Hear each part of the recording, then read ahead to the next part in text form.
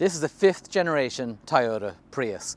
It celebrated its 25th anniversary last year, and Toyota is celebrating in a way with a brand new one.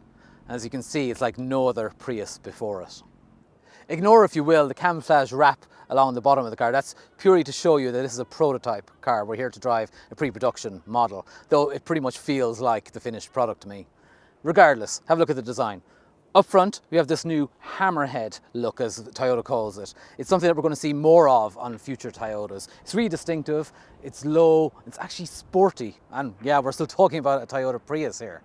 Regardless of the detailing, the proportions of the new Prius are what lend it this new sleek shape. It's 50mm lower than before. The wheelbase is also 50mm longer, and that should be to the benefit of interior space as well as to the shape of the car. On top of that, it's 22mm wider, so Toyota has, before doing anything else, given it a better stance. At the back, you have this really distinctive light bar across here, and it's just an attractive looking car. Toyota is obviously very, very proud of the Prius branding as well. As you can see, the name is written in big writing across here. There's more of that inside. Another badge that's kind of important back here, PHEV. In Europe, the Prius will only be sold as a plug-in hybrid now, and that's a big move. Now, the lower roof does mean that taller people need to be a bit careful of their heads when they're getting into the Prius. But the seat is set lower than before, so it brings you closer to the road, lowers the centre of gravity, and actually when you're inside, there is plenty of headroom. There's a lot of adjustment in the seat as well. These are electric seats, so they adjust every which way, and it's very easy to change them on the move. We don't know the full specification yet when it comes to market, but I think overall, the feeling is of very high quality, and we expect the Prius to be well equipped as standard. Now, I mentioned at the outside that Toyota was really proud of the Prius branding. For the first time, it's written across the back of the car. Same in here, actually. It's across here underneath this big central touchscreen. The screen itself, it's large, it's very easy to see, it's very easy to use, and it's responsive to touch, which is a fantastic thing to be saying about a Toyota these days. Thankfully, Toyota has not forgotten physical controls for the heating and ventilation. We like to see that. Other than that, there's lots of storage inside. I think that is something we noticed straight away here. In the center console, ahead of the two cup holders, you have a little section here where you could throw your phone if you need to. There are two USB-C ports. There's a 12-volt charging socket. There's also hidden storage underneath.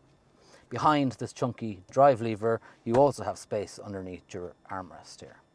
It's worth pointing out some of the controls down here near the drive selector, and I'll talk a bit more about those when we're out driving, but there are various different driving modes. You can choose to be in fully EV mode if there's enough charge in the battery, etc. The Prius has a unique steering wheel. Actually, it always has had in the Toyota range, and Toyota's continued that here. It looks unusual to start with. I mean, the rim is lovely to hold. It's tactile, it's leather, and there's a lot of buttons in the middle here. You just need to acclimatise yourself to it. There's cruise control here on one side and the infotainment, etc. on the other. It's actually quite easy to use on the move. So as before, there's plenty of room in the front. Let's have a look at the back too.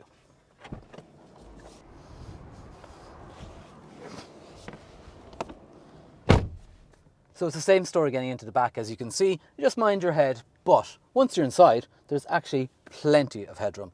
There's plenty of width as well, actually. So that extra 22mm wide that the car is, it helps in here. Now, I'm sitting behind my own driving position. I'm about 5'9", and as you can see, I have absolutely loads of knee room here. So the outer two positions are well catered for. The central section, there is a bit of a raised hump in the middle, but it's not too bad. This particular car has heated seats as well at the rear and USB-C ports. The seat backs split 60-40, and when they fold down, it's flat, so you extend the boot floor. Enough the practicalities. Toyota's engineers tell us that it put a lot of effort into how the Prius drives. The predecessor wasn't bad at all, so let's go see if this stands up to comparison. First thing you notice in driving the Prius is how quiet it is. It's plug-in hybrid and it's running an electric motor right now, so shouldn't be too surprising, but it's the other noise insulation that Toyota has managed to put into it. It's double glazing here, and that keeps out a lot of noise. When you're at very low speeds, the car emits a sound to help pedestrians and other vulnerable road users know that it's there. But other than that, it is silent in here. We shouldn't be surprised, as I said, at low speeds. But the most amazing thing is that when you get up to higher speeds, it's still very, very quiet. The hybrid system that powers the new Prius doesn't look drastically different to what went before, but Toyota calls it its new 5th generation system, so it's improved in all aspects. That means it's got more performance, but it's also more efficient, and that's a pretty big thing to be able to do. So peak power is quoted as 223 horsepower. It's got 208 newton meters of torque, and what all that means is a Toyota Prius, remember, can do 0 to 100 kilometers an hour in just 6.8 seconds. Yeah, Prius, that's quite impressive going, isn't it? More importantly, of course, with the plug-in hybrid part of the equation, it officially can do just over 70 kilometers on a full charge of its battery. Now, I will add in that requires the smaller 17-inch wheel and a lower specification, which probably isn't coming to Ireland. The version that runs on 19-inch wheels will do more like 64 kilometers or so. And actually, earlier on today, we went out for a 2-hour drive, and the first 60 kilometers of that drive I did in fully electric mode. So it'll do 60 kilometers. Now, I wasn't on the motorway, but I probably averaged about 80 kilometers an hour, so it wasn't slow driving by any token. We're in Athens for the drive, and the roads are a bit of a mixed bag, really. The surface in most places isn't fantastic, but actually it's a very, very good test of the car, and it does it all very, very well. Toyota has managed to straddle the middle ground, where despite not losing out too much on comfort, it is also, the car is very controlled feeling. It is very good to drive up the mountain roads. It's genuinely fun to push through the tighter corners, and it has loads of performance. As I mentioned, it's got 223 horsepower now, so it can pull up those mountains easily. Before, we have had Toyota hybrids with the automatic transmission that causes the engine to rev almost too much and too loudly when you want acceleration, and it still does that to a certain extent, but it is better than it ever has been before. So you don't really need to do that very often. Now, if you want that full 223 horsepower, sure, you put your foot all the way down, the engine comes into play and is a bit louder, but there isn't that elastic feeling that there used to be from CVT transmissions here. Response to what you're doing with your accelerator foot is better than ever before. It's more direct than it's ever been before, and it just makes for a more rewarding driving experience. The thing is, because this new hybrid system has got so much more performance, you don't really feel the need to put your foot down as much, so you still maintain good progress without having to rev the engine. And actually, even when it's in fully electric mode, there's plenty of performance there. Having the car to be good to drive is friction-free steering. It's well weighted, it's relatively direct, without being nervous. So it just feels like you can turn the car into a corner and it'll go where you want it to go without ever feeling nervous, without you ever having to do a correction of the steering. And it just feels biddable, if you like. It's something that people will enjoy driving, even if they can't tell you why that is. Helping that as well is a very well modulated brake pedal, and this is something we talk about and perhaps the average person doesn't really realise how important it is, but in cars like this where you're using regenerative braking to recharge the battery, it's a bit of a juggling act between regenerative braking and actual friction braking, and that's a challenge for engineers developing these cars. Toyota's done that very well here, so the brake pedal modulation feels very consistent and the brakes are quite trustworthy.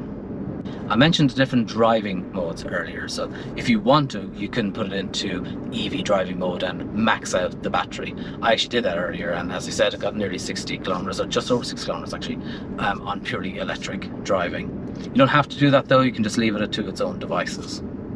There are also regular driving modes as separate to that, so you can choose between Eco, Normal, which is the default one, Sport, and even Custom. And actually, if you go into the custom settings, you realize that you can change the response, the powertrain response, steering, and the air conditioning. So there's not a lot of customization there, and to be truthful, there isn't a huge amount of difference between the different driving modes. In Sport, you do feel there's a bit more response, and the engine seems to be on a lot more, whereas if you're in a normal mode or the Eco mode, you'll see the little telltale light on the dashboard drop into EV, so it'll show you that you're in electric driving. But aside from all that, my overriding impression of the car from driving around today is refinement and smoothness, and I think people will really enjoy it. It feels like a premium product. I think the Toyota Prius has a bit of a reputation for being purely a taxi and is, focused solely on fuel efficiency. But this new one, I think that will change perceptions. It is a very, very different car. It feels like a premium model. This doesn't all suddenly mean that the Prius is an enthusiast's car now, despite the sporty exterior looks, the fact that it drives better than ever. It just means that people don't have to choose one or the other. So you can have a car that is designed for efficiency, for economy, like the Prius always has been, and yet it's still also nice to drive. It's good to drive. And as I said, it also looks good. Earlier I mentioned the increased dimensions, or the changes in dimensions in the Prius, and they all contribute towards how the car drives. So you've got a wider track, which helps stability. It means the car will corner faster and flatter without resorting to stiffer suspension, and that's really quite a key thing. The longer wheelbase, meanwhile, makes it more stable feeling again and adds to comfort as well. And the lower roof, of course, improves aerodynamics. I think that is why the cars, or partly why the car is so refined. There is little or no wind noise over the car. It really does make for a really quiet, comfortable, long-distance cruiser. I guess that's the advantage of having a plug-in hybrid system over electric, where you're not worrying about plugging in. Now, speaking about that, if you eventually run out of juice in the battery, if you do 60 kilometers or so, as Toyota's way, it reverts back to its hybrid way of doing things. So it's still got some juice in the battery to operate like a regular hybrid. Over that 100 or so kilometer drive that I did this morning, I averaged 2.3, 2.4 litres per 100 kilometers. Obviously, if I kept going much further with the battery depleted, that would have gotten a bit worse, but it's pretty good going. I mean, if your commute is of that order, if your commute is 60 kilometers, 50 kilometers, and you can charge up on both sides, you're going to have very, very low running costs in this car. Despite the low roof, and as I mentioned, this low door jamb here, visibility is very good all the way around actually. Over shoulder view is quite decent, in the rearview mirror, etc. So it doesn't compromise it in that way. That's our first look at the new Toyota Prius. It'll be arriving in market later this year. In the meantime, if you have any questions, ask us in the comments below. Give us a subscribe if you like what you see. And as ever, go along to our website, CompleteCar.ie. It's a great resource to help people choose their next new car.